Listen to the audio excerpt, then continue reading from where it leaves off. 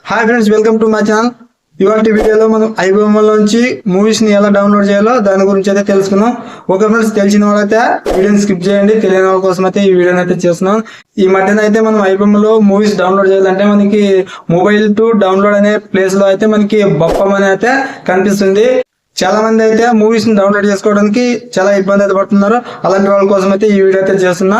అలాగే మనం ఐబొమ్మ వాడచ్చా వాడకూడదు అనేది కూడా ఈ వీడియోలో అయితే ఎక్స్ప్లెయిన్ చేస్తా. ఓకే ఫ్రెండ్స్, లేట్ చేయకుండా నేను వీడియో అయితే స్టార్ట్ చేస్తా. వీడియోలోకి వెళ్ళే ముందు ప్లీజ్ మన వీడియోకి అయితే లైక్ చేయండి. అలాగే మన ఛానల్లోకి వెళ్ళి వీడియో చూసి మన ఛానల్లో మీకు కంటెంట్ ఉంది అనిపిస్తేనే మన ఛానల్ సబ్స్క్రైబ్ చేసుకుని ఫాలో అవ్వండి.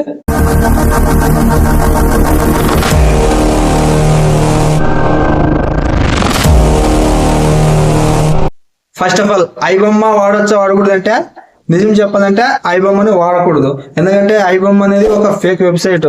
ఇది లీగల్ కాదు, ఇల్లీగల్ గా రన్ చేస్తున్నారు కాబట్టి దీన్ని అయితే మనం వాడకూడదు. కొన్నిసార్లు మీరు చూస్తుంటారు ఐబొమ్మలో మూవీస్ డౌన్లోడ్ చేసేటప్పుడు మీకు తెలియకుండానే మీరు డౌన్లోడ్ పైన నొక్కినప్పుడు వేరే పేజ్ లెక్క అయితే వెళ్ళిపోతుంది. అక్కడైతే మనకి ఏవో యాడ్స్, గేమ్ యాడ్స్ అవి అయితే ప్లే అవుతుంటాయి కదా.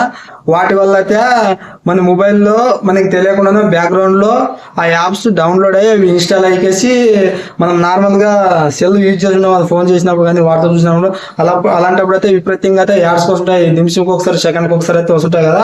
అవన్నీ కూడా ఇలాంటి యాప్స్ బ్యాక్గ్రౌండ్ లో రన్ అవుతుంటాయి కాబట్టి వాటి వల్లే అలాంటి యాడ్స్ అయితే వస్తుంటాయి. ఈ యాడ్స్ ని ఎలా రిమూవ్ చేయాలంటే నేనైతే మనం ఈ ఛానల్లో ఒక వీడియో చేసిన how to mobile ads remove అని. అయితే నేను పైన ఐ కార్డ్స్ లో అయితే ఇస్తా, అక్కడ నుంచి చూడండి. అలాగే నేను కింద డిస్క్రిప్షన్ లో కూడా ఇస్తా, అక్కడ నుంచి కూడా చూసుకోవచ్చు. ఆ వీడియో చూసి మీరు మీ మొబైల్స్ కి యాడ్స్ రాకుండా ఎలానో ఆ వీడియో ద్వారా అయితే తెలుసుకోవచ్చు. ఓకే, మళ్ళీ మనలాంటి మిడిల్ క్లాస్ కానీ ఇంకా పూర్ పీపుల్స్ కానీ అలాంటి వాళ్ళు అయితే థియేటర్కి వెళ్ళి మూవీస్ అయితే చూడలేరు కదా. అలాగే వాళ్ళు మంత్లీ కానీ 3 months కానీ సబ్స్క్రిప్షన్ అయితే చేసుకోలేరు. నెట్ఫ్లిక్స్ కానీ, అమెజాన్ కానీ, హాట్స్టార్ కానీ ఇలాంటివి సబ్స్క్రిప్షన్ తీసుకుని అయితే వాళ్ళు అందులో నుంచి కొత్త సినిమాలు అయితే చూడలేరు. ఎందుకంటే ఒక్కొక్కసారి నెల అయిపోయింది రీఛార్జ్ చేసుకోవాలంటేనే 2-3 రోజులు గ్యాప్ తీసుకుని చేస్తున్నారు కాబట్టి అలాంటప్పుడు వాళ్ళు సబ్స్క్రిప్షన్ తీసుకుని వాళ్ళు మూవీస్ అయితే యాడ్ చేస్తారు. అలాంటప్పుడు మనకి ఇలాంటి వెబ్సైట్లు, మూవీ రూల్స్, ఐబొమ్మ ఇలాంటి వెబ్సైట్లు అయితే మనకి తప్పవు కాబట్టి. ఓకే ఫ్రెండ్స్, ఇప్పుడు మనం ఐబొమ్మలోనే మనము సేఫ్ గా మూవీస్ ని ఎలా డౌన్లోడ్ చేసుకోవాలో ఇప్పుడైతే తెలుసుకుందాం. ఓకే ఫ్రెండ్స్, నేనైతే ఈ వీడియో అయితే స్క్రీన్ రికార్డ్ అయితే చూపాను. ఎందుకంటే ఇది యూట్యూబ్ కి అయితే విరుద్ధము. ఐబొమ్మలో మూవీస్ ఎలా డౌన్లోడ్ చేయాలని వీడియో చేసి యూట్యూబ్ లో అప్లోడ్ చేసినట్లయితే మనకి కమ్యూనిటీ గైడ్ లైన్ నుంచి స్ట్రైక్ వస్తుంది కాబట్టి నేను స్క్రీన్ రికార్డ్ అయితే చేయడం లేదు. నేను ఓన్లీ ఒకనే మీకు ఎక్స్ప్లెయిన్ చేస్తా.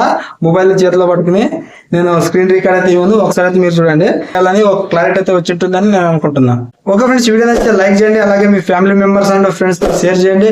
ఇంకా ఇలాంటి మరిన్ని వీడియోస్ కోసం మన ఛానల్ అయితే సబ్స్క్రైబ్ చేసుకుని డైలీ అయితే ఫాలో అవ్వండి.